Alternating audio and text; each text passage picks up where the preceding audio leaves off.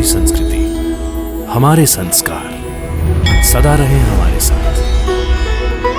भारत की पुरातन गाथाएं और महान संतों की वाणी। सब्सक्राइब करें तिलक कथाएं।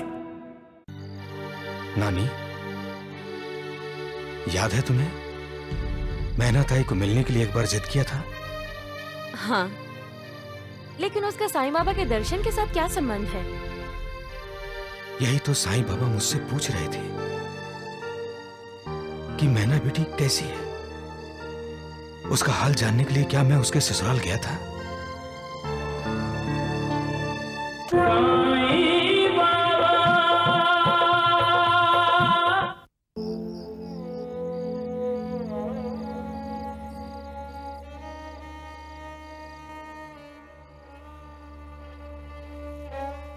लड़की वालों से कह दो जल्दी से जल्दी शादी का मुहूर्त निकालें। हमें शादी की बहुत जल्दी है।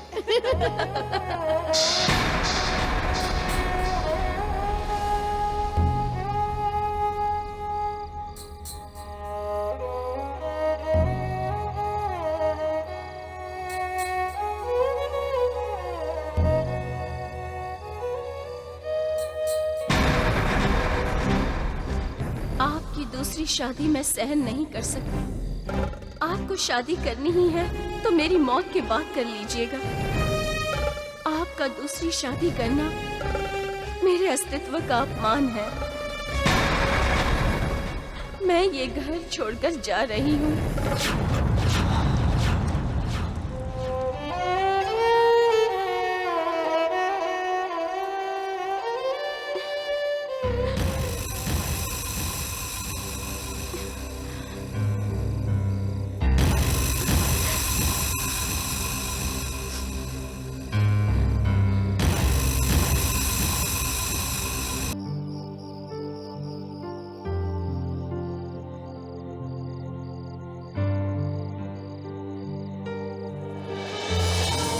नाना, नाना, कैसे घोड़े बेचकर सो रहे हो तुम? हमारी मैना बिटिया कैसी है? तुम उसका हालचाल पूछने के लिए उसके ससुराल गए थे या नहीं? नाना। साईं बाबा,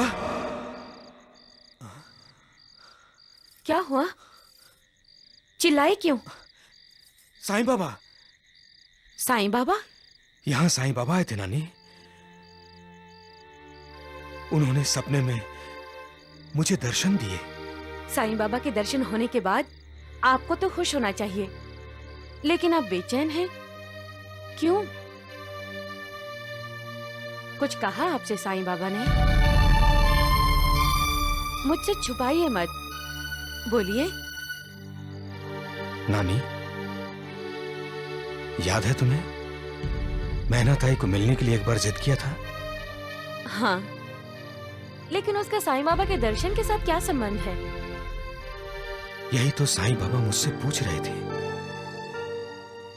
कि मैना बेटी कैसी है। उसका हाल जानने के लिए क्या मैं उसके ससुराल गया था?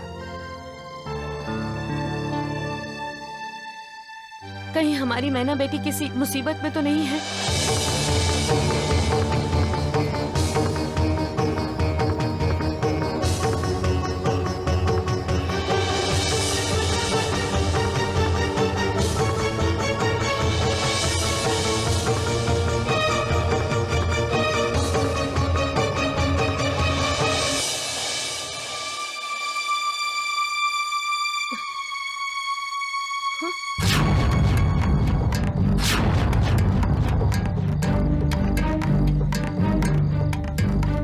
रमाकांत, अरे ओ रमाकांत! क्या हुआ माँ? क्यों नींद खराब कर रही हो चिल्ला चिल्ला कर? अरे घर में आग लगी हुई है और तू है जो सोना चाहता है। आग? अरे अक्ल के अंधे, मेरी बहू तुम्हारी पत्नी बिस्तर पर नहीं है, देखो। अरे उस कलमुई ने कहीं कुएं में कूदकर अपनी जान तो नहीं दे दी? ऐसा मत कहो माँ। अरे जाकर ढूंढ उसे, जा जल्दी ढूंढ के ला उसको, वापस लेकर आ।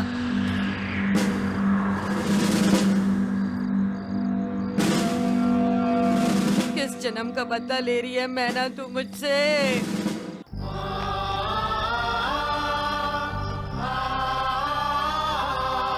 मैना, मैना, मैना,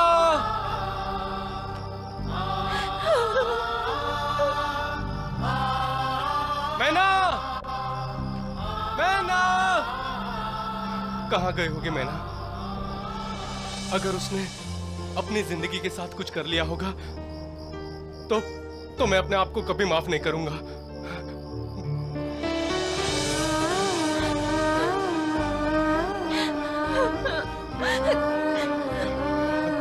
मैना, मैना, शुक्र है तुम मिल गई। चलो घर चलो। नहीं, क्षमा चाहती हूँ। अब मैं उस घर में नहीं जाऊंगी। लेकिन क्यों?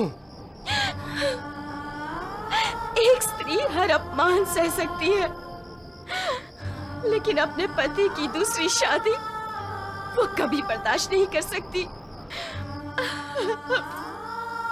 मुझे जाने दीजिए, जाने दीजिए। मैं तुम्हें ले जाने आया हूं। चलो घर चलो, मुझ पर विश्वास करो। मैं तुम्हारी कसम खाकर कहता हूं, मैं कभी दूसरी शादी नहीं करूंगा।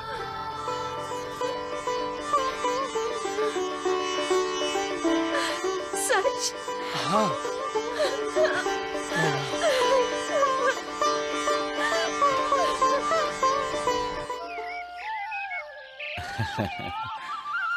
बाबा, आज आप बहुत खुश नजर आ रहे हैं। जब बाबा के भक्त खुश होते हैं तो बाबा भी खुश होते हैं।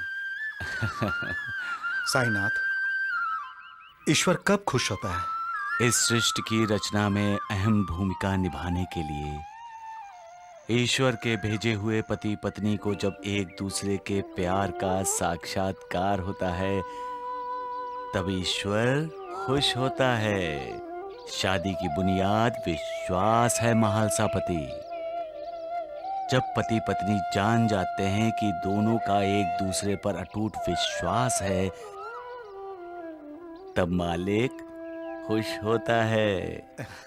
पति पत्नी के बीच जो भी गलतफहमियां होती हैं, जब वो सब गलतफहमियां दूर हो जाती हैं तब मालिक को खुशी होती है। और जब मालिक खुश होता है तो ये दुनिया खुश होती है। मंद मंद हवा चलती है जो हमें आनंद देती है। फूल खिलते हैं, पेड़ पौधे डोलते हैं, पंछी किलबिलाते हुए यहाँ से वहाँ, वहाँ से यहाँ उड़ाने भरते रहते हैं। समुंदर में लहरें नाचती हैं, आकाश खुश होकर बादलों का जामा पहन लेता है। मौसम ऐसा खुशगवार होता है कि रोते हुए के चेहरे पर भी खुशी झलकने लगती है। देवा, आप तो कवि बन गए। जो न देखे रवि वो देखे कवि।